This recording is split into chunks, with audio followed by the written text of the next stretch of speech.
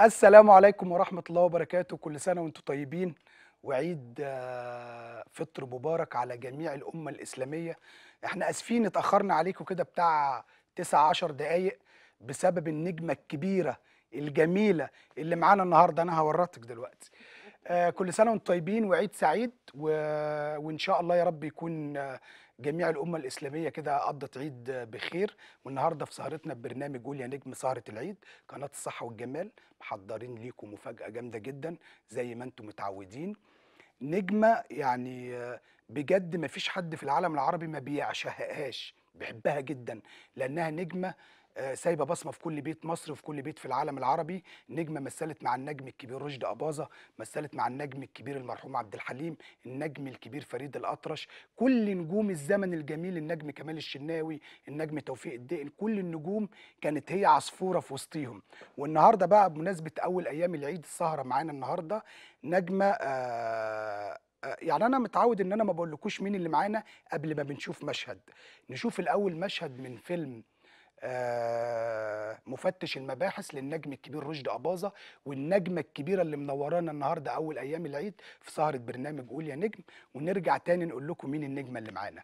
يلا نشوف مشهد مع النجم رشدي أباظة والنجمة الكبيرة اللي معانا ونرجع تاني.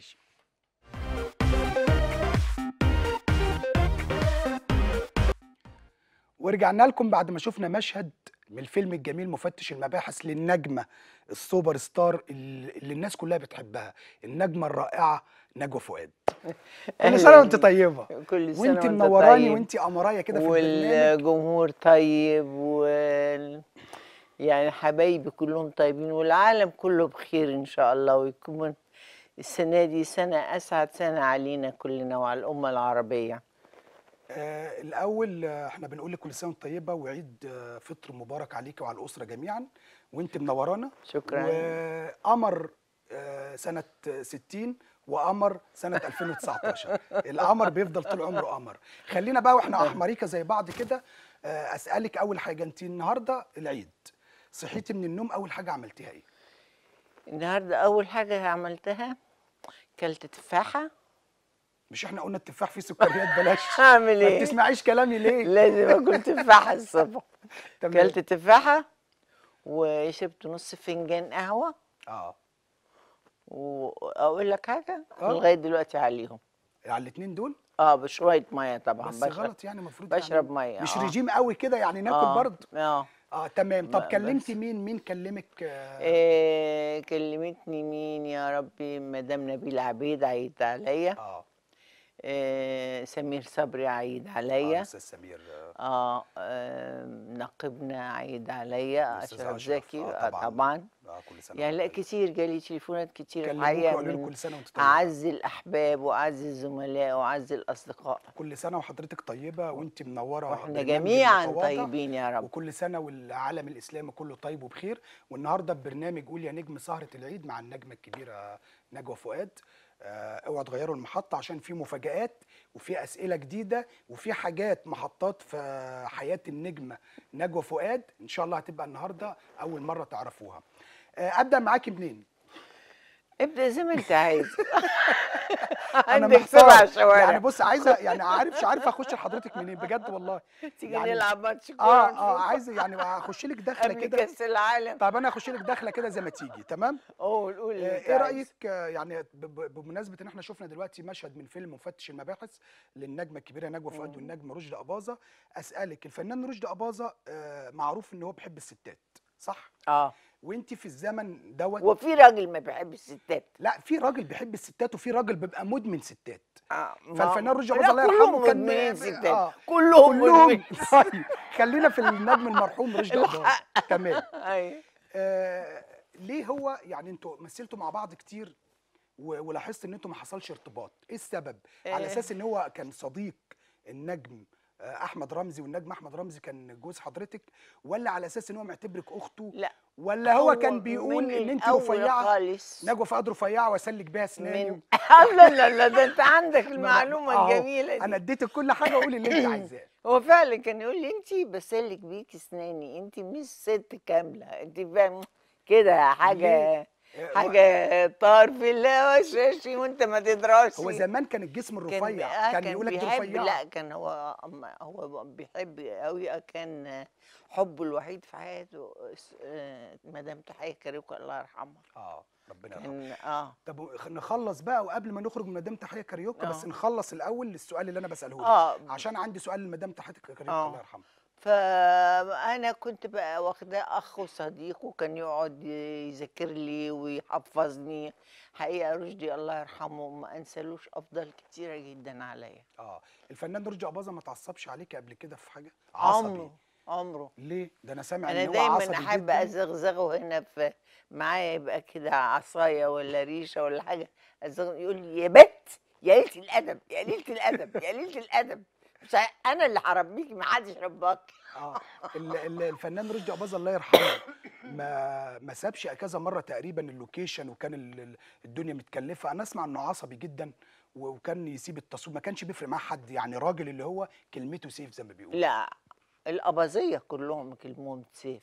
اه عيلة الأباظية كلهم عيلة محترمة جدا. اه وبعدين هو يتعصب يخش أوضته، ياخد له درينج صغير كده، يطلع يقول له يا عم عبده تعالى خد ال50 جنيه دول، هات لنا لحمة، اعمل لنا ورقة لحمة، عايزين نتغدى على الأرض كلنا مع بعض. مع بعض. هو كان انسان متواضع وكان جدع وكان كريم. ولا تحس انه كان عصبي ولا يشتم حد ولا لا انا ما يعارض بقولش حد عصبي ولا بيشتم حد، عصبي يعني لو حد ضايقه في لوكيشن ممكن يسيب التصوير، لا ما لا لا، يفرقش ولا معاه. يأذي نملة، والله ولا يأذي نملة، لأنه عارف لو ساب اللوكيشن ده مكلف المنتج فلوس. كان عامل حساب حاجه زي كده. طبعا طبعا. طيب الفنان رشدي اباظه بامانه ما حاولش يتقدم لك او يعجب بيكي او يعني؟ اطلاقا، ما انا قلت لك كان بيسلك بيه اسنانه. يعني مش كان مقتنع انا بيكي؟ مش انا ما عجبوش، انا ما عجبوش.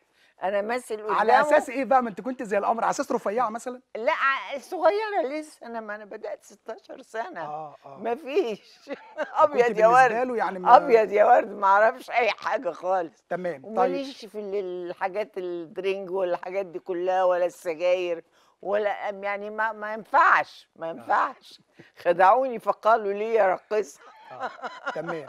الفنان رشدي أباظة اتجوزت الفنان أحمد رمزي بعد يعني ما اشتغلتوا مع بعض، ولا اتجوزت أحمد رمزي قبل ما تشتغلي مع الفنان رشدي لا، أباظة؟ بعد ما اشتغلت مع رشدي كتير كده، كنا بنعمل جواز في خطر فيلم كده، وهو كان زعلان مع مراته، وعنده بنته باكينام باكينام بيحبها قوي، ربنا يخليها يا رب، اموت فيها انا كمان.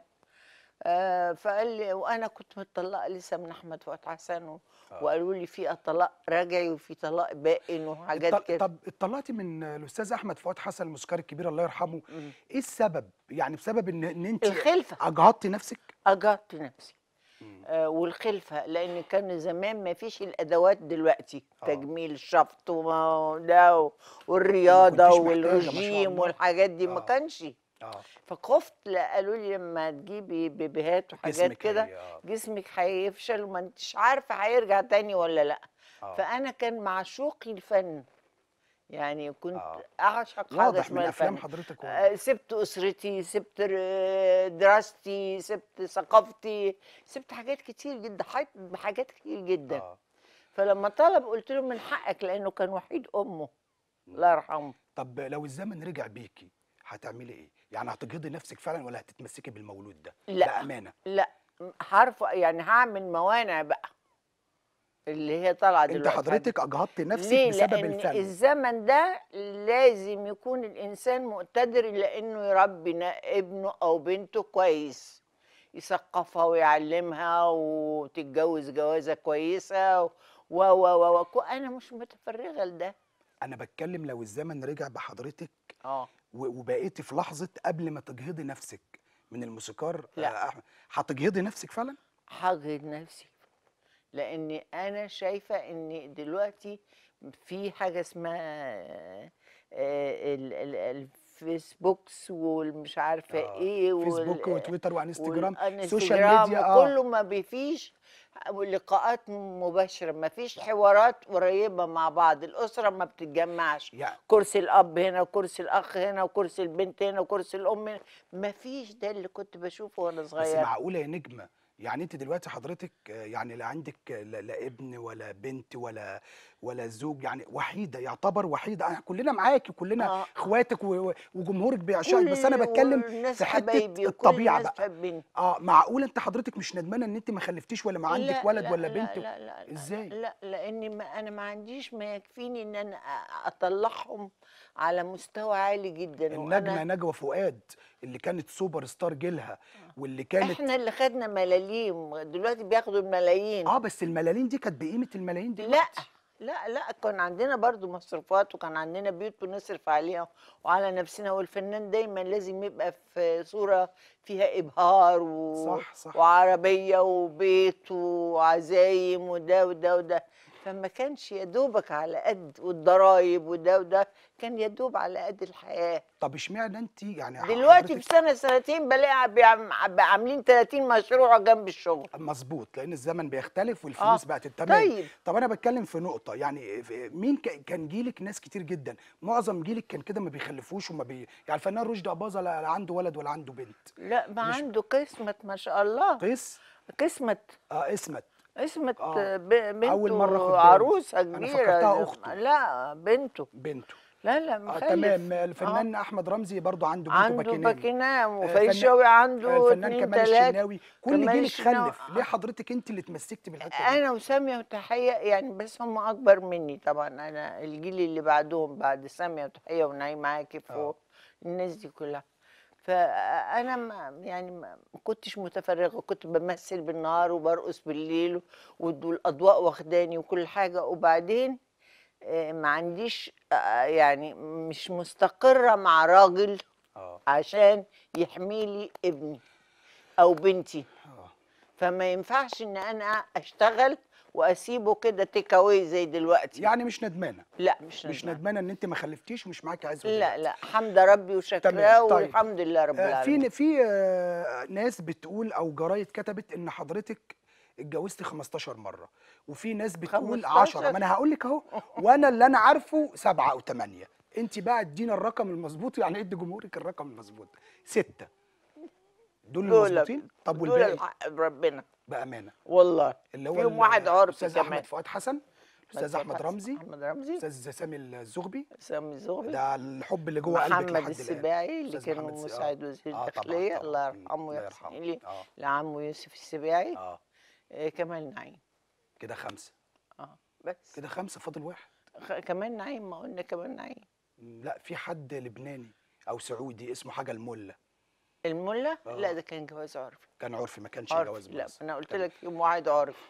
يعني الحاجات ال 15 الحاجات دي كلها في الهوا.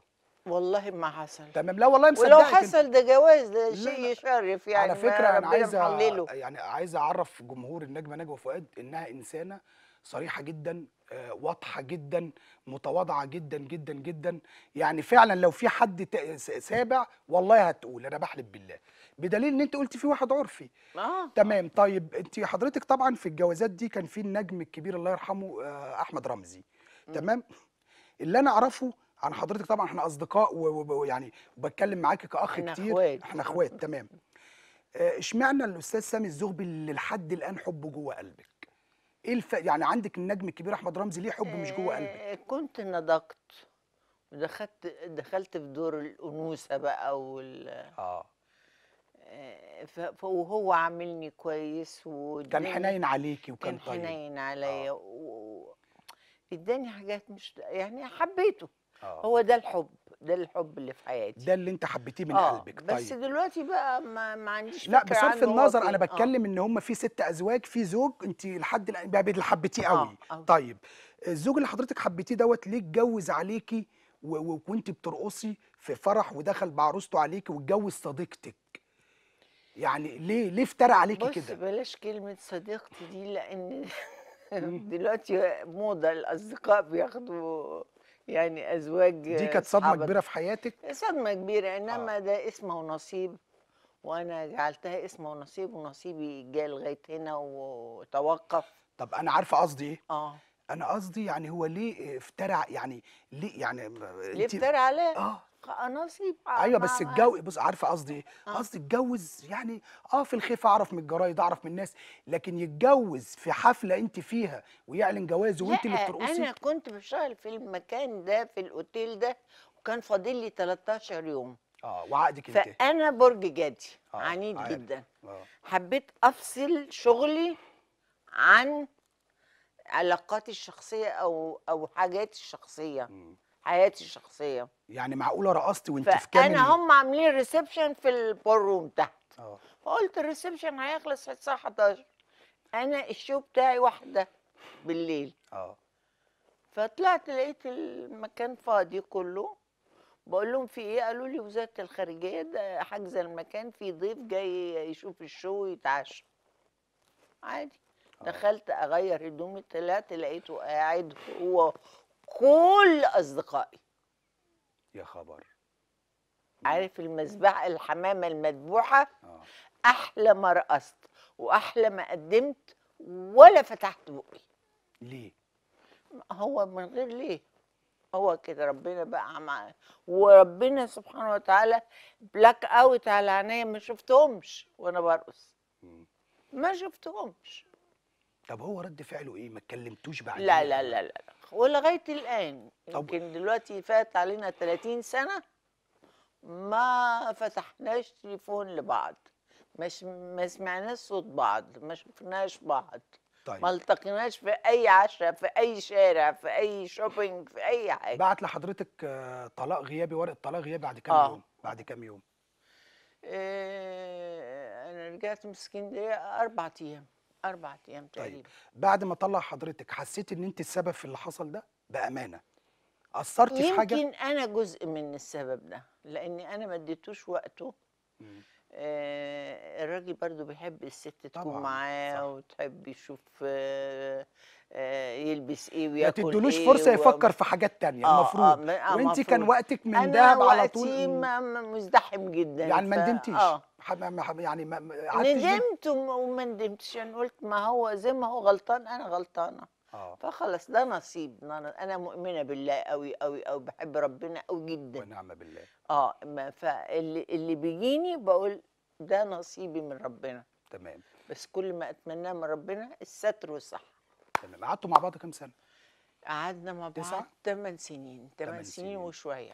8 سنين معقوله ما يرفعش حتى التليفون ويقول لك انا اسف؟ والله ما رفعش التليفون، وبالتالي انا جدي بهدي النفوس ما انا. رفع. اوقات بتهدي النفوس قوي. بهدي النفوس انا اهو. بعد 30 سنه جايين نقول يرفع تليفون يرفع، لا لا انا ما بتكلمش على بعد 30 سنه، انا بتكلم على وقتها. هيعمل لي بلوك اه دلوقتي. وقتها مش اكتر.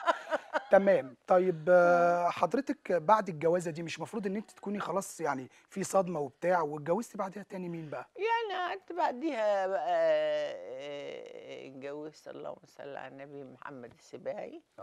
مساعد وزير الداخليه. مساعد الله وزير، يرحمه. وكان راجل وعمره ما قال لي بطلي. انا من نفسي قعدنا مده مع بعض، وبعدين انا سنه لقيت نفسي 98 قلت اعوذ بالله من الشيطان الرجيم. واعتزلت. واخر يوم في عقدي قعدت بعد الناس ما مشيت على المسرح وهدوا المعبد ده كله، واعتزلت الليزر الرقص. والهدوم بتاع الفرقة. عندي 150 عازف عارف. وراقص وراقصة ومطرب ومطربة وكورال وعازفين وناس وشيالين وتكنيسيان ومليون حاجة. أنا أول واحدة دخلت الليزر مصر. يعني انت اعتزلت الرقص من نفسك كده، خدت القرار في 5 دقايق؟ لوحدي. ما يعني مثلا ما قعدتيش قلت لو قبليها؟ غيرت رأيي وروحت قلت بكرة هاجي ياخد الهدوم، هيقعدوا يترجوني مش ويقولوا بتاع والشيطان هيخش الوسواس الخناس في مخي، فهخضع وامضي. لا. واعتزلتي هو كان اعتزل سنه 98؟ لا مش 98، 97 تقريبا. 97 اعتزلتي، ومن يومها خلاص خلاص الرأس الشري مفيش. مفيش. مفيش. طيب الفنانه نجوى فؤاد، لو الزمن رجع بحضرتك تاني بامانه، وانا عارف ان انت صريحه جدا، بامانه هتبقي فنانه استعراضيه والزمن ده هتعيديه تاني، ولا في حاجات دي هتعمليها؟ عودة الندل بقى. لا ما اقصدش انت، لا العفو، انا قصدي لو الزمن رجع ارجع ازاي اعمل لا بصي، استعراضات واعمل لا ما اقصدش كده كده. وحركة. انا تربية البلشوي بصي يا مع فندم، لا القومية. انا قصدي لو الزمن رجع بيكي تاني ورجعت اسكندريه مع باباكي لما اه، سبت البيت انت ومرات ابوكي، اختار ان انا ابقى نجوى فؤاد مش عواطف محمد عجمي. وهتمشي الطريق وهمشي الطريق وهترقصي وهتعملي الافلام. وهفحت الحجر وهنجح. انا قلت للاهل لو ما نجحتش اقتلوني. لا انا مش قصدي كده، انا قصدي انت ما ندمتيش على اي حاجه عملتيها، مفيش اي ندم، مقتنعه باللي حضرتك عملتيه. باللي انا عملته. تمام، عشان وما كده. عملتش حاجه سيئه في لا مش حياتي الحمد قصدي، انا لله. بتكلم لو الزمن رجع هتختاري تبقي دكتوره ولا فنانه استعراضيه؟ لا، فنانه استعراضيه. يعني الطريق ده كله انت راضيه طبعا عنه. طبعا. تمام. الفنانه نجوى فؤاد، لما سبت اسكندريه ووالدتك طبعا فلسطينيه الله يرحمها، وجت معاكي مرات ابوكي مم. وكملت معاكي الطريق، وكنت بتحبيها زي والدتك بالظبط اكتر. واكتر كمان. مم. تمام. انا ما شفتش يوم من 7 اشهر. حضرتك قعدتي قد ايه على ما اتجوزتي الموسيقار لا، انا جوزت وانا بمستخرج رسمي والله، والمصحف ما انا الشريف ما ادريت بقى ان بكذب. جالك عمك كان وحياة هيقتلك. اليوم اللي عند ربنا صدق. ده كريم اه. وشيء عظيم جدا. تمام.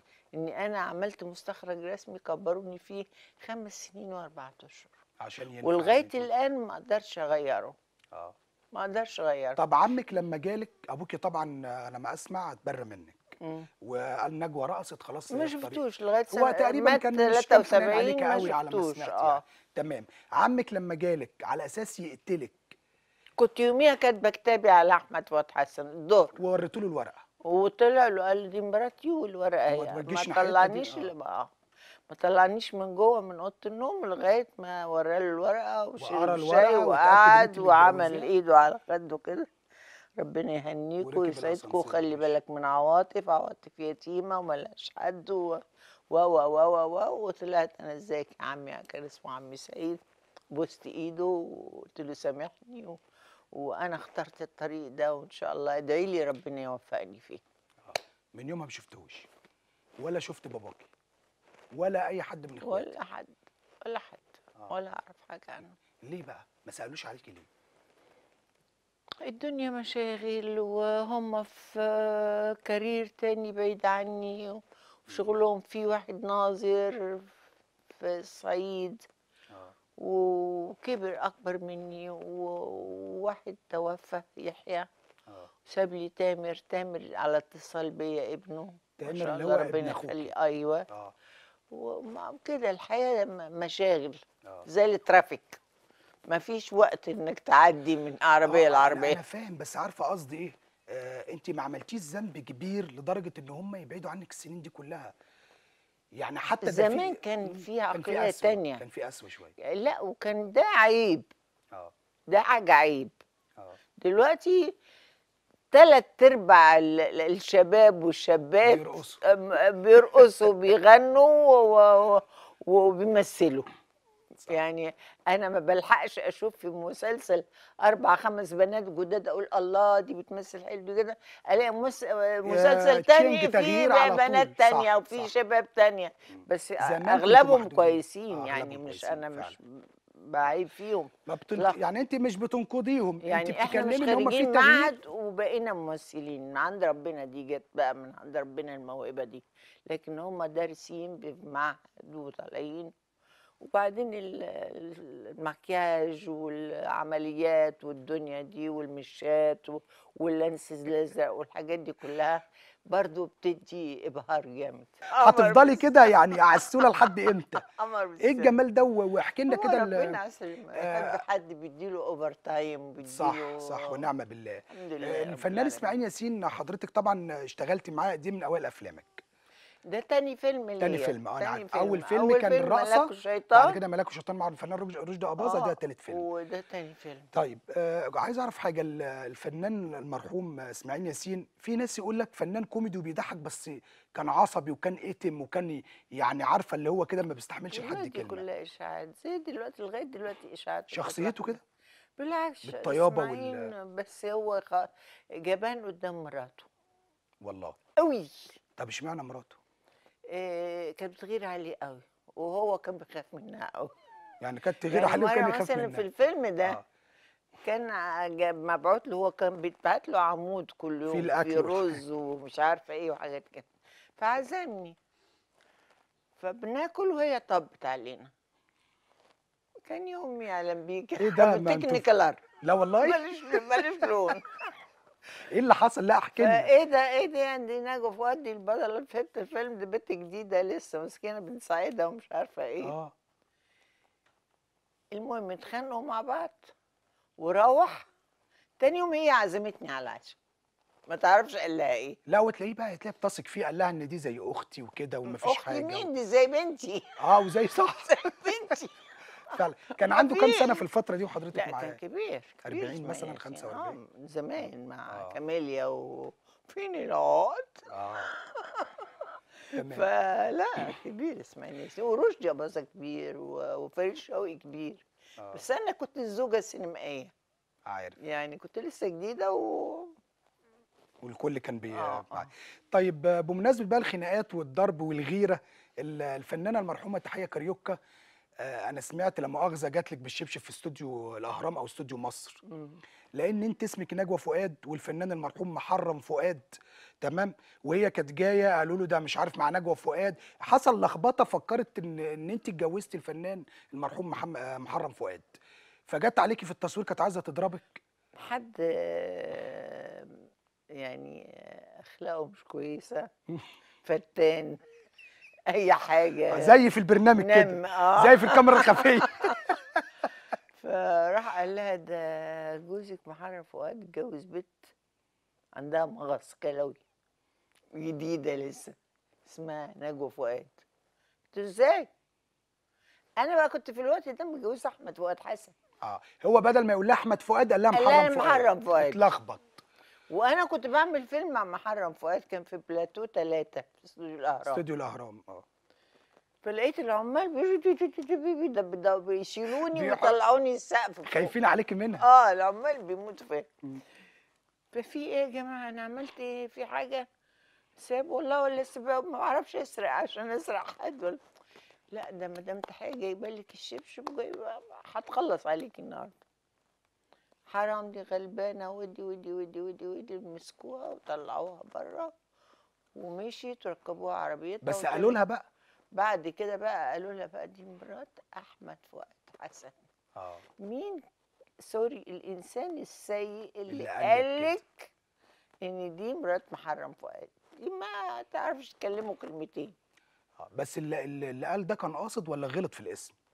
غلط في الاسم. غلط، اه. وبعدين هي ادته فلوس بقى، برافو عليك اللي قلت لي المعلومه دي بقى، معلمه تعالى بقى. ايوه الله يرحمه. فقال لها لازم تقليل يعني لو مش رقبتها. العمال بتوع الاضاءه والمصورين حجبوا الموضوع كانت ضربتك. كانت ضربتني، كانت خلصت عليا. ومش كان والله. زمانك معايا في البرنامج ده. كل سنه بس كانت وحضرتك ست طيب. عظيم وانت طيب. طبعا كانت جدعه و100 راجل. وهي اول انسانه خلت المجتمع والعائلات المصريه يحترموا الراقصه.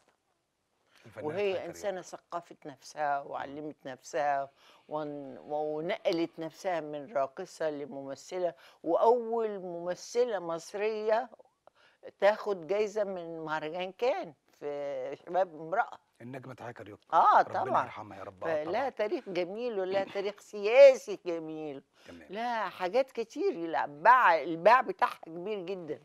تيجي نخرج بقى من الجو دوت، عشان انا في اسئله تقيله عليكي شويه، بس الاول هدخلك لفقره تتبسط وتضحك شويه، تمام؟ فقره مودو. يا مودو، انت هتنام، انا هلحقك قبل ما تنام على فكره. معانا محمد ده ابني على فكره، انت عارفه واضح طبعا. واضح واضح، اوزع زي ابوه. ان شاء تمام. الله كبيرة. محمد هيسالك اسئله وانت هتساليه اسئله. هتساليه طبعا عن اي عاصمه على مستوى العالم، الوطن العربي، العالم، اي عاصمه، قولوا له مثلا عاصمه كذا ايه، تمام؟ وفي كلمات هو قايلها لك بعد ما تسالوا بعض في العواصم، فانت اساليه الاول. طيب لبنان بقى عاصمه لبنان ايه؟ عاصمة لبنان ايه؟ لبنان بيروت. بيروت، صح. بيروت. برافو عليك. طيب بوركينا فاسو فين؟ عاصمه بوركينا فاسو عارفها؟ انا عارف. مش عارف اقول له حاجه تانية، ده هو عارف حاجات كتير بس ما جاتش على باله دي. لا ده انت عروبه. يلا ها، خلي بالك هيسالك. جوهانسبرج فين؟ الشوكولاته اللي فيها سبرج دي. لا اسالي في فرنسا، ايطاليا، فرنسا. الدول طب العربيه كده يعني. بلجيكا فين؟ عاصمه بلجيكا ايه؟ بلجيكا اه بلجيكا بروكسل. بروكسل. بروكسل. صح. برافو برافو. طب ايه الحاجه اللي بتشتريها من بروكسل لها قيمه؟ لا هو ما يعرفش الكلام ده، اساليه في العواصم. طب هو برضه لسه العواصم ده بس. 3 سنين ولا 3 سنين. بس دلوقتي ما شاء الله 3 سنين ب 30 سنه. ها عاوز عاصمه كذا زي ما سالتي. طيب المانيا عاصمتها ايه؟ ألمانيا برلين. برلين. صح. برلين. يلا. طب كويس. ايه تاني؟ ايه تاني؟ امريكا عاصمه امريكا كم ايه؟ كم ولايه فيها؟ أمريكا واشنطن. برافو عليه برافو. يلا اديله عشان هو مش هيرحمه. ما شاء الله ما اديله شاء غلط الله عشان ما شاء الله. طيب ارفع المكسيك الطاقيه شويه ايه؟ لفوق. المكسيك امريكا الجنوبيه ولا امريكا الشماليه؟ استنى ارفع دي كده شويه لفوق بس. عاصمه المكسيك عارفها؟ لو مش عارفها خلاص. مكسيك. مكسيك مكسيك. بستيك. يلا اساليه حاجه تانية طالما سكت يبقى ما يعرفهاش. ها؟ طب البرازيل فين؟ عاصمه البرازيل. برازيليا. برازيليا. صح. برازيل. برافو برافو. طيب تركيا فين؟ عاصمه تركيا. تركيا. هيجيبها. عاصمه تركيا. تركيا استنى. هيجيبها ان شاء الله. لا عاصمه تركيا. تركيا.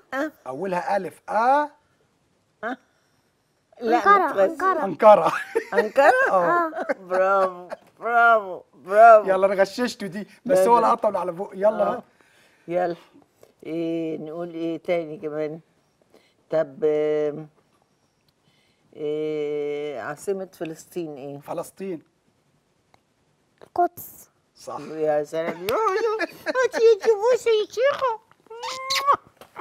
طيب انت كده خلاص تمام. مودو هي سالتك وانت غلطت مرتين، مش عايزها تجاوب على حاجه ماشي. عشان هي تبقى غلطت اكتر منك. تمام.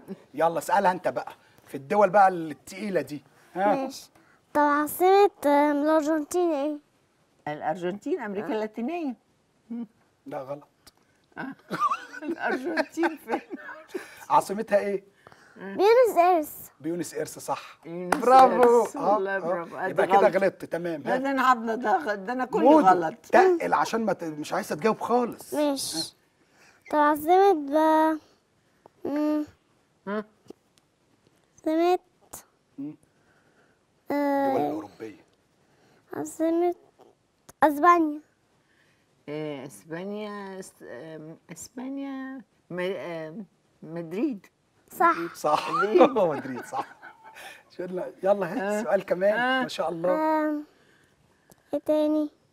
اسبانيا. عاصمة اسبانيا. ما قلنا اسبانيا مدريد. اسبانيا. ماشي. انت هتسألني مرتين تلاتة. ها. طب المانيا. عاصمة المانيا. المانيا دي برلين. ما احنا قلنا برلين. صح. برلين. صح. تمام. ها. طب لو إيه انها تاني؟ كانت زمان اسمها بون. كانت بون دي بلد السفراء. فهي كانت العاصمة بتاع المانيا. يلا. ماشي. طب عاصمة ايه تاني؟ لا هو ما غششوش ابدا. هو انت تقل دول اوروبيه. ماشي. اه. عاصمة خليك كده ما تقعدش تبرق كده، خليك طبيعي. ايوه كده. لازم ننشر غسيلنا قدام الناس. بص للنجمه وانت بتتكلم. ايوه كده جدع. ها. ايه ده محمود انت. المليجي؟ انا. ايه تاني؟ عاصمة ايه؟ ما تبرقش. قول لها عاصمة ايه من غير ما تبرق. مصيبة. تاب. ها. مصر ايه؟ عاصمة مصر. مصر. القاهرة. صح. صح. يا ابني قول يلا. ماشي. يلا على طول يا مودو، انت بتطول قوي. ماشي. انا بقى الحلقات الجايه اجيب احمد. اسال على طول عشان اجيبك انت. ماشي. ايه تاني؟ العراق ايه؟ عاصمة العراق. العراق بغداد. صح. صح. ها يلا بسرعه يا مو. ماشي. طب عاصمة. ايه ده بس انه تاني؟ يضربها بالنار. ايه تاني؟ انجز، هجيب احمد الحلقه الجايه. ايه تاني؟ مين؟ ولد ولا بنت؟ عاصمة السعودية ايه؟ السعودية رياض.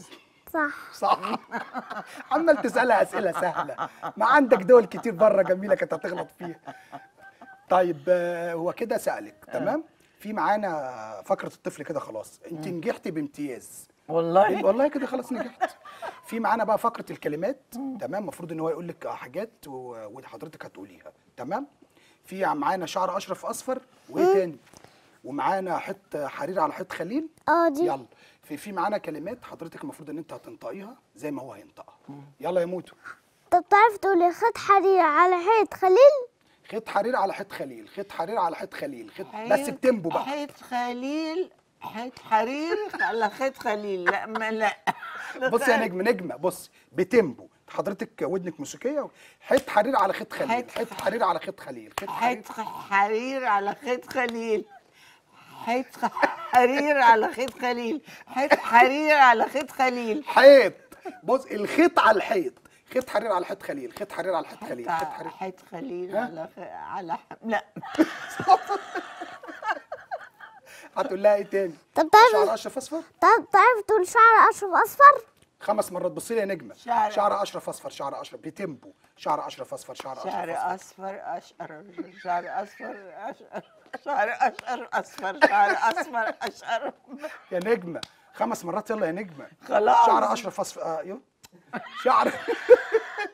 شعر اشرف اصفر. بصي شعر اشرف اصفر، شعر اشرف اصفر، شعر اشرف اصفر، شعر اشرف، شعر اصفر اصفر، اشرف اصفر. يلا ها. شعر اشرف اصفر، شعر اشرف اصفر، شعر اشرف اصفر، شعر اشرف اصفر. خلاص بقى.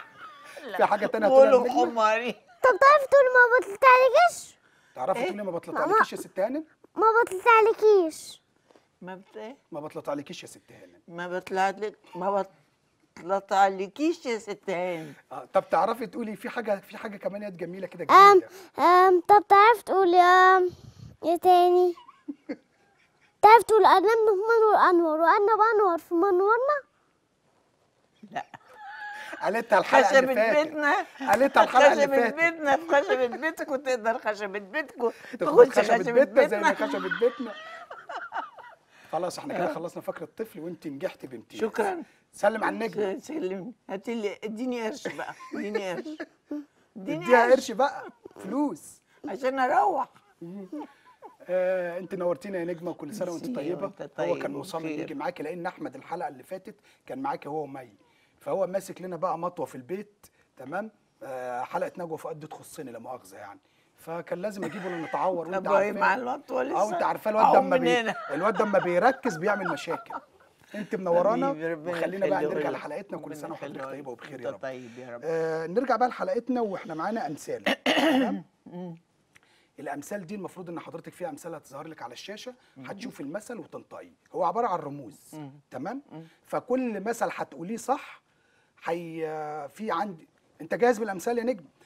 ثواني. كل مثل هتنطقيه صح هيشيلك سؤال صعب انا كنت هساله لك ممكن يضايقك تمام. يعني انا معايا 6 امثال او 5 تمام. المثل اللي هتشوفيه رموز على الشاشه هتنطقيه. لو نطقت المثل وطلع مظبوط في سؤال صعب كان هيضايقك انا مش هتكلم فيه. لو ما نطقتهمش مضطر اسالك اللي هم كل مثل بسؤال صعب شويه.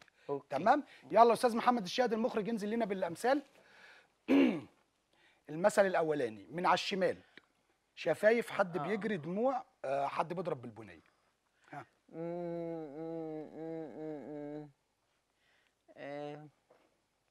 غششني. لا مش هغششك غششني. كده. بصي المثل بسؤال هيضايقك. ها. اول حاجه بق. اول حاجه. طب اقول لك خليكي من على اليمين، انا سهلتها لك. من عند الايد البنيه كده. ضربني واشتكى وسبقني وبكى. ضربني وبكى وسبقني واشتكى. سبقني واشتكى. خلي بالك انا قلت ضربني هي اللي سهلت لك الامور، فبعد كده خدي بالك ضربني مش بقى هغششك اسمه. تاني. تمام، انزل يا نجم بالمثل التاني. ها، ايد من على لوحدها ما اليمين. تسقفش. برافو. ايد لوحدها ما تسقفش، لا ده احنا عندنا نار. الاجابه كده غلط. ليه؟ لا. لا، ايد لوحدها ما تسقفش. صح يا ريم؟ لا غلط. لا لا، ما انا قلت لها هتعرف. لا مش ايد لوحدها ما تسقفش. بصي ركزي في انت هتعرفي. ايه نار؟ ايه نار بص يا من على حبيبي؟ نار اليمين، اللي ايده اللي ايده في النار مش زي اللي في ايده في اللي ايده الميه. في الميه مش زي اللي ايده في النار. اللي ايده في الاجابه الميه صح، انا مش هغششك تاني. الاجابه مظبوطه يا نجم. يا نجمه ركزي في المثل عشان انا مش طيب. هغششك تاني. طيب. انا كده لمحت لك. تمام، انزل بالمثل اللي بعديه. ده سهل جدا، بتتقال للناس الوحشين. يعني ممكن يبقى واحد وحش كده وامه عماله تقول الواد ده قمر، تيجي واحده تقول لها يا اختي القرد اسكتي. في عين امه غزال. برافو. القرد في عين امه غزال. تعتبر 3 اجابات للنجمه نجوى فؤاد مظبوطين. انزل بالمثل الرابع. سهل جدا جدا. ها، من الميه تكدب الغطاس. برافو. احسنت يا نجمه. الميه تكدب الغطاس، المثل الرابع مظبوط. في عندك امثال تانية يا نجم؟ لا لا. انزل بالمثل الخامس. ما ينفعش اغششك خالص. عصفور على الشجر خير عصفور على الشجر خير من 10. اظبطيه بقى، هو صح بس اظبطيه. عصفور في اليد خير من 10 على الشجر. برافو. عصفور في اليد خير من، صح كده. خير من 10 على الشجر. مظبوط. في امثال تاني؟ يلا المثل اللي بعديه. بصي بقى، ده سهل جدا، سهل جدا، محدش يجيب سيره. سلطان حاجه كده، سلطانيه. واحد نايم وواحد وتاج سلطان، يبقى ايه؟ تاج سلطان.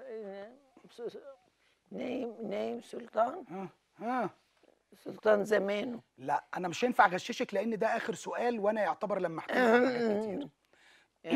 نايم سلطان ايه يا نجمه؟ لما بتكوني مرهقه في الشغل قوي وتعبانه وتنامي، النوم بقى ايه؟ النوم سلطان. النوم سلطان.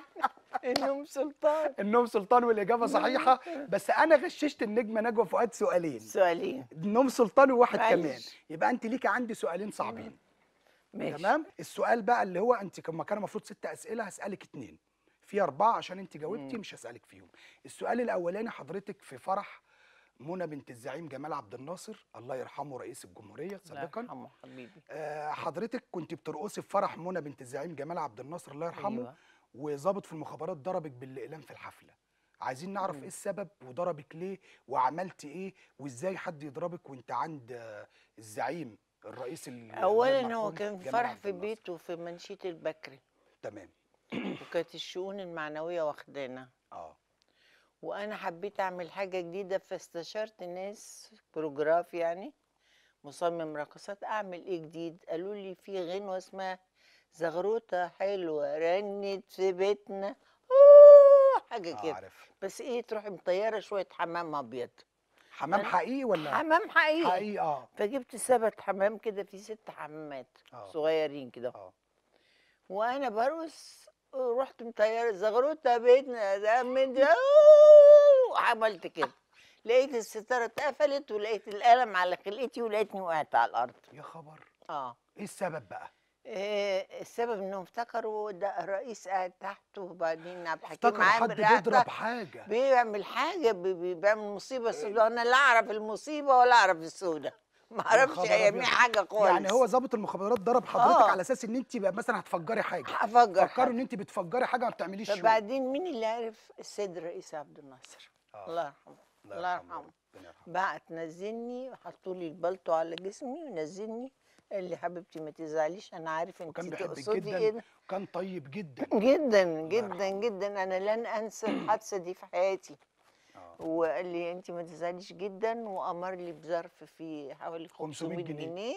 الله الله الله، ده انت كنت معايا ولا ايه؟ يعني حبيبتي كانوا بقى بالنسبه لي دول يعني ايه، ما يعني حاجه 500 مليون جنيه. طبعا رقمه من رئيس الجمهوريه ده انا ما اصرفهمش. يعني اه عمل لي كده وقال لي يلا اطلعي فهمك الموقف. قال اطلعي لك وبعد ان شويه اطلعي ارقصي تاني.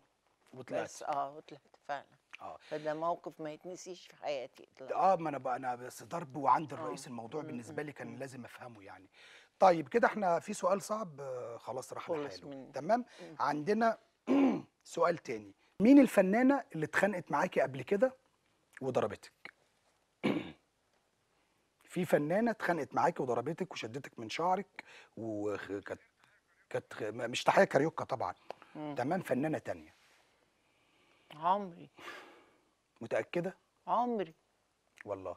والله ولا احب اتخانق مع حد ولا بعرف اكره حد. طيب هنعرض لحضرتك صور اه تمام. اه لحضرتك وللنجم الكبير عبد الحليم حافظ والنجم فريد الأطرش وناس كتير، والإنسانة اللي أنا بقول لك عليها دي هتلاقيها موجودة في قلب الصور. أنت هتعرفيها.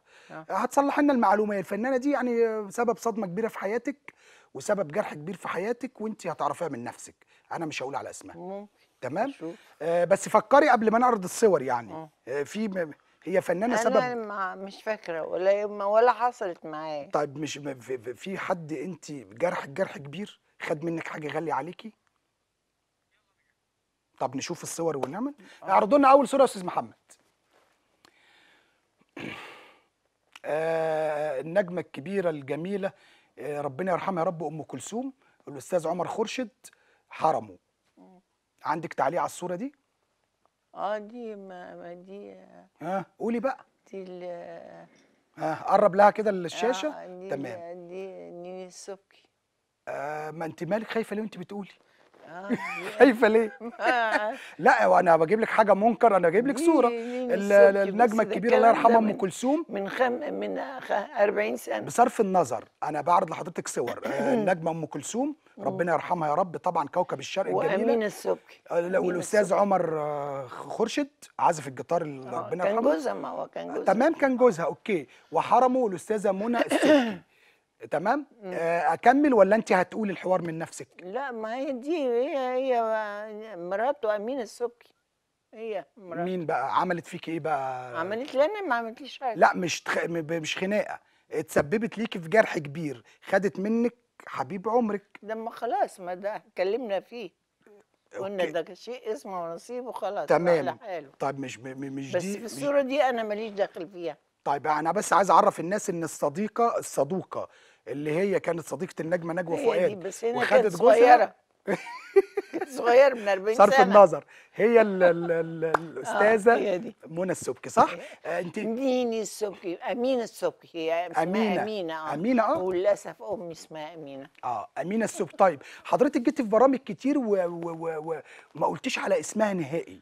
انا بقى اللي دورت ونخربت وجبتها ازاي لك. جبت صوره زي دي؟ ايه؟ ازاي جبت صوره زي دي؟ ما انت ما بتقوليش. بتيجي أنا في ما البرامج. عنديش صوره زي دي. لا انت بتيجي في البرامج يقولوا لك قولي اسمها ما بترضيش ابدا. لا فانا اضطريت ان انا اجيب لك اسميش يعني. الصوره عشان انطقك لوحدك.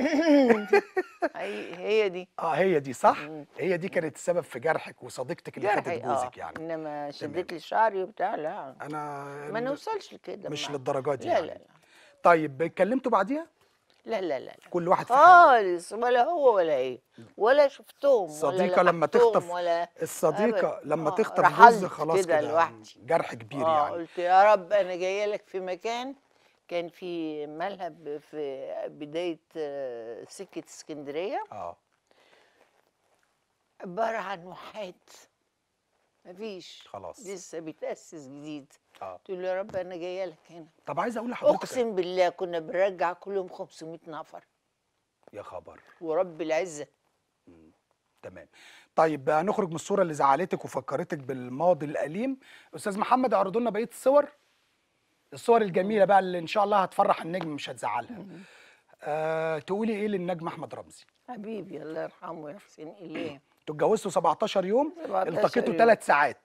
قعدنا منهم 3 ايام مع بعض. 3 ايام والباقي كان في الطيران. كان سفر وكده. كان عندي وبعد كده رجع لزوجته ولبنته. تقولي له ايه بقى؟ اقول له الله يرحمه ويجعله فسيح جناته. امين يا رب. لانه انسان كان جدع كويس وكان راجل وكان وعيلته الناس محترمه جدا وبنته من اجمل، يعني هي بنتي. باكينام، انا اسمع ان انت بتحبها قوي يعني، قوي ودايما قوي. تحكي لي عنها. اه. ربنا يخليها له يا رب، وربنا يرحمها. آمين. الصوره اللي بعد كده يا استاذ محمد، بترقصي انت والنجم المرحوم فريد الأطرش. الصوره دي كانت فين وايه سبب في رقصه بيته. معاكي؟ كان عنده في البيت؟ كان كان ايه عيد السبب؟ ميلاده، اه وكان اياميها ابتدى يتخانق مع عبده صالح، واشتغل مع احمد فؤاد حسن، واحمد جابني هديه له. في عيد ميلاده. اه. الفنان فريد الأطرش كان كريم جدا، جدا كان ساخي جدا. بطريقه يعني، انا ده اسمع. اللي ما يروحش يتغدى ولا يتعشى ولا يسهر يكتبوا بلاك ليست يا على خبر، الحيطه. بجد كان انسان اه. فعلا يعني باين من على وشه يعني. اه. الصوره اللي بعد كده، بترقصي مع النجم عبد الحليم حافظ، كانت فين؟ والصوره دي ايه السبب كنا الرقصه؟ عند ناس صحابنا، وكان عيد ميلاد جوازهم، وعبد الحليم كان فيه ميزه جميله جدا، انه اول ما يروح عند اي حد هو طبيعي قوي، اقل من الطبيعي. هو بسيط وكلامه يقعد على هادي. الارض، اه ويكون جايب معاه دف وسجات. هاتوا لنا صوره الدف يا جماعه، اه. هنشوفها دلوقتي. ويحطهم، ويلا قوم اه يا نجو. بص الصوره دي. شوف دف. كانت فين الصوره دي؟ في نفس الحفله ولا في نفس في اليوم؟ نفس الحفله، في نفس عيد اليوم. ميلاد جواز اصحابه هو. الاستاذ عبد الحليم كان ساعتها بيطبل لك على ايه؟ بيطبل كانت لي غنوه ايه؟ على الدف ده. كان لوحده ولا كانت على غنوه حاجه هو مسنك معاه؟ هو على قولوله. كانت على قولوله؟ قولوله. على غنوه قولوله. اه. على فكره النجم المرحوم عبد الحليم حافظ ما عملهاش مع حد. لا ما عملهاش، انا كان طب بيعزني، انا كان مسميه الفسوقه بتاعته والله. في كل حفلاته. طيب هو كان بيحبك ليه بقى؟ السبب عشان الاوركسترا بتاعته جوز حضرتك، لا ولا لا لا لا ولا عشان انت مؤمن طيبه بيا، تتحبي مؤمن عموما؟ بيا، مؤمن مؤمن بيكي. يقول له احمد البت دي هتطلع اكبر فنانه في الدنيا. اه اه. استاذ احمد فؤاد حسن اه. كان يقول له كده يعني، مش كان بيجامله على اساس ان انت لا مراته؟ لا لا، مفيش ما الكلام فيش، ده. من اياميها ما كانش في مجاملات خالص. تمام. طيب ليه كل حفلات الاستاذ عبد الحليم حافظ انت بالتحديد؟ يعني كان في جيلك ساميه جمال، كانت راقصه برضو، عمرها ما خدت معاها حفلات زيك. بس اكبر مني شويه، اكبر كانت شويه. وبعدين كانت متجوزه رشدي اباظه واعتزلت وقعدت في بيتها 17 سنه. اه بعد ما مات رشدي نزلت مع وكانت سمير سهير صبري. رمزي تقريبا جيلك، ولا كانت اصغر مني اكبر منك؟ اكبر مني بكتير. بكتير صح. كتير. اصل تحيه ونعيمه. كانت اي حفله تيجي للفنان عبد دول الحليم كان يكتب اسمك لوحده، كان يختارك معاه. كان مختارني انا الفسوخه بتاعته. اه انا كان بتباشر بيا، عارف. كان متباشر بيه. يعني كان المسيه تعمل عرض موسيقي، وانا الشو بتاعي، وهو يقفل الحفله بقى بالاغاني حاجة. بتاعته الكبيره. طب هو كان بيفرضك على المتعهدين او على في الحفلات، لا ولا لا لا كان لا. هم في يعني هم كانوا عارفين؟ عارفين، نجوى وكانوا بياخدوني كناجحه، كواحده حد ناجحه. طبعا افلام لا ولا وفيديوهات وحتى الملاهي والاوتيلات اللي انا كنت بشتغل فيها ما فيش كرسي فاضي على طول. مفيش معانا كرسي. صور تانية يا استاذ محمد. انزل كده بالصوره اللي بعد كده. ده كان فيلم ايه، وكانت علاقتك بيه في الوقت ده ايه بالفنان احمد رمزي؟ هنا كنا، ده اسمه جواز في خطر. الفيلم جواز في ده. خطر. كان هو ده اللي اتجوزنا فيه. والله. هو الفيلم ده اللي اتجوزنا فيه. كان متخانق مع مراته وانا متطلقه جديد بس من ده كان أحمد فؤاد. صغير يعني، انا فكرت انتوا اتجوزتوا يعني لا لا لا، في السبعينات كان في كان شاب الثمانينات. صغير جدا. كان صغير باكينام كده.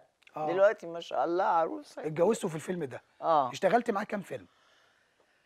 عملت معاه بتاع 6 7 افلام. كتير. ده الفيلم رقم كام؟ ده كان رقم 3. 3 يعني كنتوا حبيتوا بعض وكان لا حصل؟ لا لا، قبل كده ما كانش في حاجه خالص بينا، لانه كان طب مصطلح مع مراته، كان عايش عيشه طب عاديه. اشمعنى الفيلم رقم 3 ده اللي اتجوزتوا فيه؟ ما تعرفش، كان في مشاهد الفراغ حب؟ اللي في حياتي لا والفراغ اللي في حياته جمع المسائل. شكلك كان صغير خالص يعني، بتاع 16 17 18 سنه. لا هنا كان عندي 20 سنه تقريبا. كان 20 سنه. كنت انفصلت كنت من الاستاذ متطلقت احمد من فؤاد حسن حسن. بسبب الانجاب. طب في صوره كمان. بصي بقى، يوم عيد ميلاد لا فريد. الصوره دي كان حصل عليها كده لغط، الصوره دي يعني حضرتك عبد الحليم حافظ طبعا زي اخوكي بيعزك جدا، تمام. ايد على عبد الحليم وايد على النجم فريد الأطرش، وكان وراكي لبنى عبد العزيز يعني فنانه. ده مخي بقى ذكائي ده بقى، ذكاء يعني ان انا انت ماسكه بحاول. الهرمين جنبك. الهرمين الكبار. طيب كان الصوره دي فين؟ في بيت فريد، في بيت فريد برضو. واللي وراه آه ده جلال معوض وليلى معاكي لبنى عبد فوزي. العزيز، معاكي ليلى فوزي، كمال الشناوي، وصباح اعتقد عبد قاعده ورا. الحليم. اه صباح قاعده ورا خالص. صباح. صباح ورا لا، خالص. وفي حد شاعر كبير اسمه كمال الشناوي تقريبا. وكمال الشناوي كمال الشناوي الممثل، وكمال الشناوي استاذ طارق ابو الشناوي. الاستاذ طارق.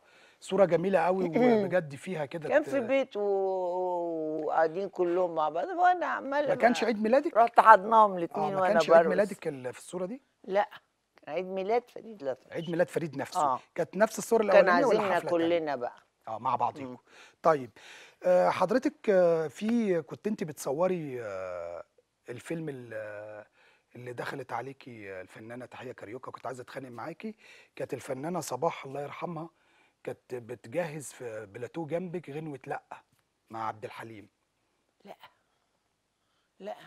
طب ثواني، لما جات لك الفنانه تحيه كاريوكا عشان تتخانق معاكي على ده كان فيلم اسمه عذراء الشاشه. لا، انا بتكلم على الفنانه صباح، كانت جنبك بتصور لابسه فستان صباح كان بتشتغل في فيلم اللي انا عملت فيه رقصه قولوله اول مره ظهوري على السينما. غنوه لا. كان اسمه شارع الحب. شارع الحب. مش كنتوا بتعملوه في الفتره دي؟ كنا في استوديو مصر. عذراء بتاع محرم فؤاد كان في الاهرام. في استوديو الاهرام. في استوديو الاهرام بلاتو 3. وده كان في استوديو مصر. صباح كانت بتلبس فوق وانا كنت بصور قولوله في الحاره. بمناسبه وبعدين اول ما طلعت لقيت صباح لابسه فستان قد كده. لا، عايزه اعمل فستان زيه. تعملي فستان ايه يا منيله؟ انت اجرك كله 5 جنيه. يوم غنوه قولوله. يعني خناقه الفنانه تحيه كاريوكا دي ملهاش علاقه بغنوه صباح خالص. صباح كان في قولوله. يعني مع الفراشه الجميله النجمه الرائعه بجد اللي منوره الفن من سنه 60 70. والله لو عايزه من 2000 انا معاكي. انت اللي تطلبيه انا تحت امرك. لا 58 سنه 8. يعني بص، منوره الفن من سنه 58. في جمال يعني، في احلى من كده؟ في اللي انتوا بتشوفوه ده بجد والله بجد مش مستغربين. بقول لك يعني، انت بتشوفي الحاجات دي بتزعلي ولا بتفرحي؟ لا، بفرح. لا، بتفرحي ان انت عامله شغل رائع. عملت مع عمالقه مش هيتكرروا. طب لما بتشوفي نفسك وانت صغيره كده والسن ده والعبقريه دي، مش بتتمني الزمن يرجع؟ ما فيش حاجه بترجع. ما فيش حاجه بترجع، بس ما بتتمنيش. يعني اليوم اللي بيعدي ما بيرجعش تاني.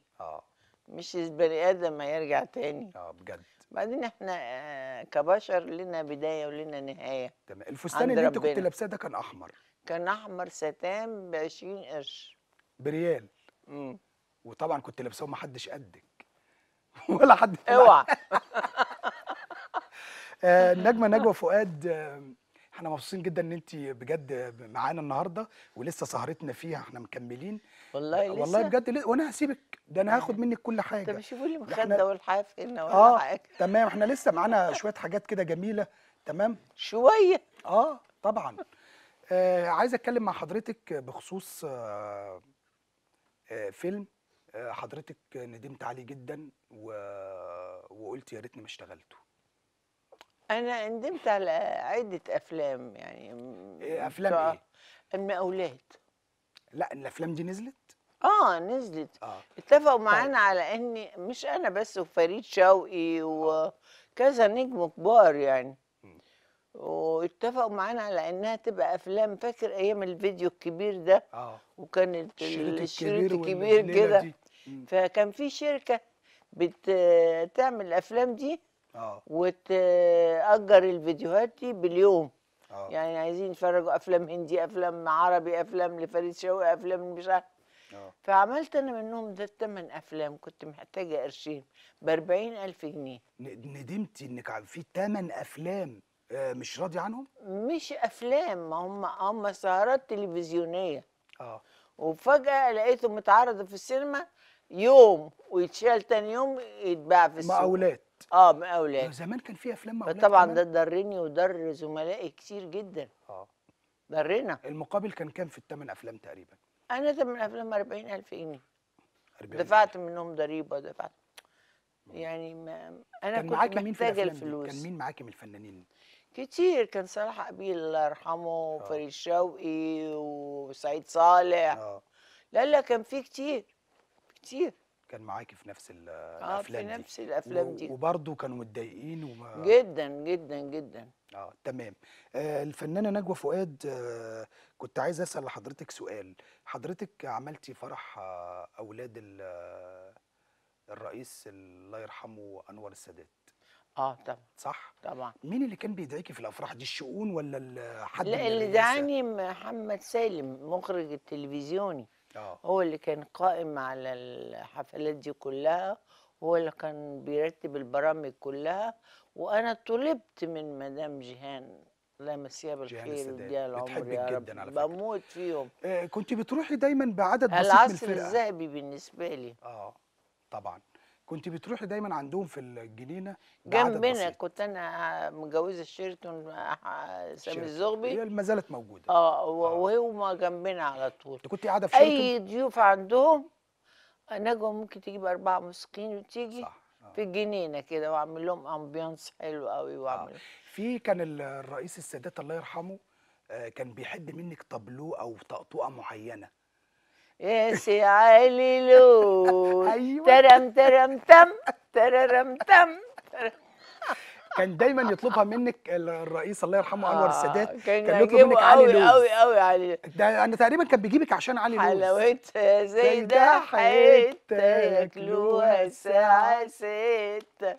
كان دايما يعمل هو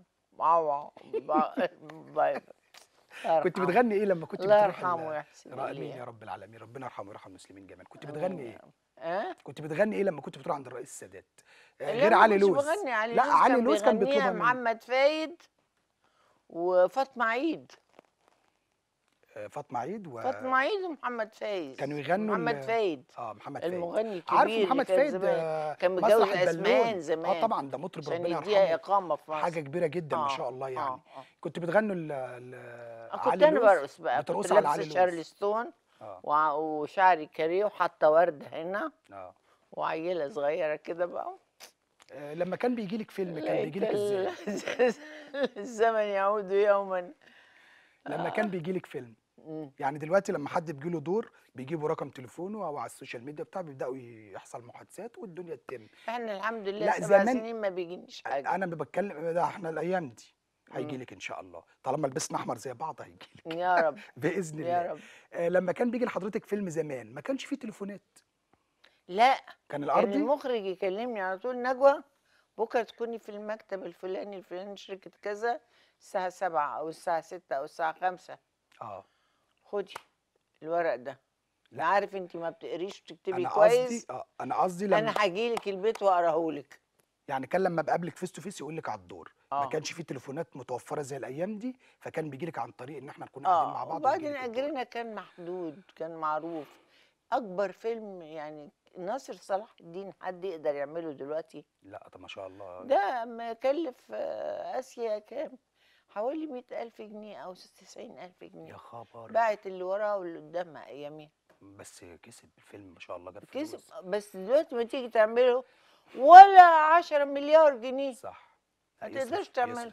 لا هو يتعمل دلوقتي، في تطور كبير في السينما ماشي، بس في ما تقدرش الكاميرات تعمله في التصوير. بالاتقان ده. لا وبالفنانين لا دي. بص هو هيتعمل. شوف الكاست اللي فيه دلوقتي بقى، شوف الاخراج اللي فيه، شوف ازاي. كلفه كبيره. خلاص هتقلد زي اللي بيقلدوا ام كلثوم، بيقلدوا عبد الحليم حافظ. وكل زمن لا ليه طلعوا وقته. السلم ولا نزلوا من السلم. مفيش. لان لسه الناس في اذهانها عبد الحليم وام كلثوم صح. صح. الفنانه نجوى فؤاد، مسلسلات رمضان 2019 بامانه كده، انا لحد الان في حاجات الناس بتقول كويسه وحاجات الناس تقول حلو، بس ما فيش حاجه عملت بوم.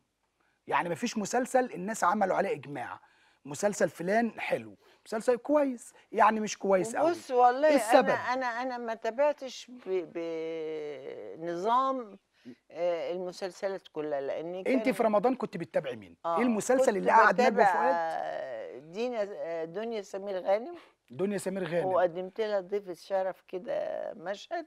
في حلقه. لانها دي بنتي اه دنيا جميله، بنوجه لها وسمير شكر. ودلال دول طبعا اخواتي. عائله العائله دول يعني بصي، اخواتي. عندك الفنان سمير غانم، الفنانه دلال عبد العزيز، اه ولادهم عائله محترمه والمسلسل كوميديه التاني اللي جميله. عجبني وشدني قوي مرة حدوته بتاع مره، غادة عبد الرازق. غادة عبد الرازق. شدك في ايه بقى في القصه في الحدوته؟ القصة جديدة خالص، في أداء غادة عبد الرازق، في اه الإخراج.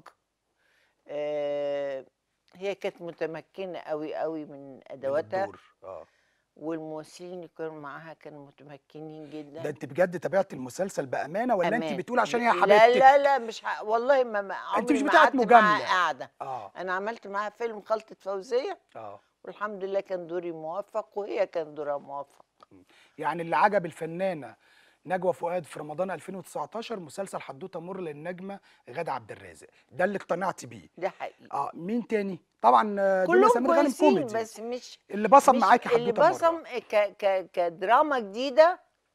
حدوته مره مره. فكره جديده، اه الدنيا دور جديد على غادة، الدنيا عاشت بالظبط. معاكي. واحده بتبيع ولادها وبتشتري، يعني كانت يعني ميلو دراما. طب الحدوته مره مش في شبه من فيلم الجراش للنجمه نجلاء فتحي؟ فيش تشابه يعني لا كبيع الاولاد او اود؟ فيش تشابه، لا لا. حاجات تاني بسيطه. كان فيها مم. حبة ولد ونصب على البيت وسرق، اه والشغالة اللي كانت معاه ما ساعدته ورسمته. يعني كان في اختلاف كبير ايوه في ايوه. اتخنتي كم مره في حياتك؟ كتير. كتير. ايه ده؟ قول ما اتخنتش كم مره في حياتي. طيب الخيانه كانت الانواع، الخيانه اللي هي الكتير اه كانت انواعها ايه؟ يعني مثلا خيانه زوجيه، خيانه من صديق، من صديقه، خيانه مثلا حد نقل كلام. صديقة، غلبهم صديقة. كلهم صديقة. كلهم آه. آه. نسوة. احنا مش شبعانين منك والله العظيم بجد، ولا أنا الافلام والله. الجميله والزمن الجميل ولا أنا. ومشاهدك الرائعه مع النجوم الكبيره، بجد انت قيمه وقامه وحاجه مشرفه الحمد جدا لله، للفن ميرسي. المصري. الفيلم ده كنت واخده فيه كام؟ المفروض لا، بقى تكوني بتقبضي بقى، المفروض يعني احنا في جينا بالزمن. الزمن ده في الزمن ده المفروض بتقبضي بقى. ده رشدي أباظة كان 8000 جنيه أجر. اجر رشدي أباظة. أكبر أجر خدته في السينما ليلى مراد وفاتن حمامة 12000 جنيه. هو كان اغلى فنانه في السعر في الزمن بتاعه كانت الفنانه المرحومه فاتن حمامه، تمام. وليلى مراد. وليلى مراد اه كانت 12000 زيها. اه. طيب ليه رشدي أباظة 8؟ ده المفروض رشدي أباظة راجل نجم. وفريد شوقي، فريد شوقي خد 40000 جنيه أخيرا لما غير جلده ومضى قطار العمر يا ولدي. يا خبر، ده انتوا بجد يعني حطيتوا بذرة الفن وما حصدتوش حاجة، والله بجد. يعني الأرقام دي ده طب حقيقي. يعني فين؟ دي موجودة في السجلات وفي الضرايب وفي الدنيا كلها. اه فين الفلوس؟ يعني وديت الفلوس فين يا نجوى؟ الفلوس فلوس فين فين؟ أو الفلوس؟ أشيلها فين؟ أنا حوشت قرشين أنتجت فيهم. فيلم الليلة الموعودة، ليلة لحد السيف، حد السيف والليلة وهو الموعودة. وهو النساء، اه ده هو وألف والنساء، ده بوسة وبوسة. هو والنساء ده الفنان أحمد زكي. لا، هو النساء رشدي رشدي أباظة وهند أباظة. رستم. وألف بوسة وبوسة يسرا وحسين فهمي والعايقة والدريسة. اه ومكتبة نجوى فؤاد الاستعراضية 3 حلقات طب ليه الحلقة. اه ساعة وتلت. طب ليه يا نجمة؟ يعني المفروض انت لما انتجتي والدنيا يعني ما فيش مكاسب او ارباح كنت تعملي ستوب، ليه دخلتي في الانتاج تاني؟ أنا كان عشقي الفن، اه لأن كانوا مفهميني إن الراقص له عمر افتراضي. اه يعني عند ليه زمن معين وبعد قالوا كده زمن هيقع، زي 20 لعيب سنة الكورة. ولا حاجة زي كده. لعيب الكورة بيوصل لسن معين حتى أي، لو وخلاص بقى اه بيروح بقى. اه النجمة نجوى فؤاد، انت نورتينا، وانتوا وكل سنة كمان وانت طيبة، أسعدتوني. وعيد سعيد يا رب، وعقبال 100 سنة تكوني معانا كده وانت بصحة. مش سنة كتير قوي ايه ده؟ لا لا، ده 100 سنة ما شاء الله، ده انت لا لسه لا ما لا شاء الله، لا الله لا اكبر لا، عليكي 100 سنة. يعني. وكل سنة وانت طيبة، وقبل ما نقفل عايزة تقولي لحد كل سنة وانت طيب؟ أنا عايزة أقول للجمهور كل سنة وانتوا طيبين، وإن شاء الله سنة تبقى حلوة وجميلة علينا، كلها أمن وأمان، وبدعي لكم بالصحة والسعادة للكبير والصغير، وتصبحوا على خير ودايما ثواني بقى أشوفكم ناخد بخير. 30 ثانيه نتاسف للصعايده. الصعايده زعلانين مني في بسبب سعادة انا عامل برنامج هتضرب الكاميرا الخفيه. بالعصاية لا ثواني بس، البرنامج بتاع الكاميرا الخفيه أيوه. انت عارفاه. أها. زعلانين وعمالين يقولوا حسام بيتريق علينا، وانا اقسم بالله ما اقصد. فانا من خلال القناه، قناه الصحه والجمال والنجمه نجوى فؤاد، هي عارفه اخلاقي، اقسم بالله انا ما اقصد اتريق على حد ولا اقصد اقلل من حد. ده برنامج كاميرا خفيه، واللي كان بيجي كنت بسلط عليه النجوم اللي معانا ونعمل فيه مقلب نعصبه. لا قاصد اجيب صعايدي ولا فيومي ولا بني سويفي ولا شرقاوي ولا اسماعيلاوي، انا بجيب ناس والله ما اعرف هو منين. طلع صعيدي على دماغي، طلع من اسماعيليه على دماغي، لكن بالصدفه طلعوا معظم الضيوف صعايده. فانا عايز اتاسف لهم، والنجمه نجوى فؤاد تساعدني، ساعديني بقى نتاسف لهم. حاضر حاضرش أنا بقى ولا لا أعمل عايزين إيه؟ نتاسف لهم، وقولوا لهم حسام ما يقصدش. قولوا لهم بقى حسام ما آه. يقصدش، وده كاميرا خفيه، ما يفهموش الامور غلط. والله أنا شايفاه كده راجل طيب ما يقصدش خالص، ومعلش أنت كمان إزاي تقول لهم الكلام ده؟ كلام ايه؟ أنا عارفة رجلين الفراخ إيه وايه؟ والبيض المكسر إيه. والبدل مش خايف لا ينتفوا لك ريشك ولا إيه؟ في إيه يا أستاذ حسام؟ وانا جايبك تقفي جنبي ولا جايبك تسخنيهم عليا؟ لا انت كده بتسخنيهم عليا. لا عشان خاطر أنا سامحوني. سامحوه سامحوه حسام. عشان خاطر كل سنه وانتم طيبين والعالم الاسلامي طيب، وكل صعيدي راجل جدع محترم. انا بتاسف لك من قناه الصحه والجمال والنجمه نجوى فؤاد، قلت فرصه نتاسف. وانا يا جماعه والله ما اقصد ان انا اتريق عليكم، انتوا على دماغنا واخواتنا، ومصر من غير الصعايده ما تسواش. طبعا صح؟ طبعا. الصعيد راجل في كل مكان. كل سنه وانتم طيبين وعيد سعيد عليكم جميعا، ويا رب تكون كانت حلقه دمها خفيف مع النجمه نجوى فؤاد. مع بعض بقى كل سنه وانتم طيبين. السلام عليكم.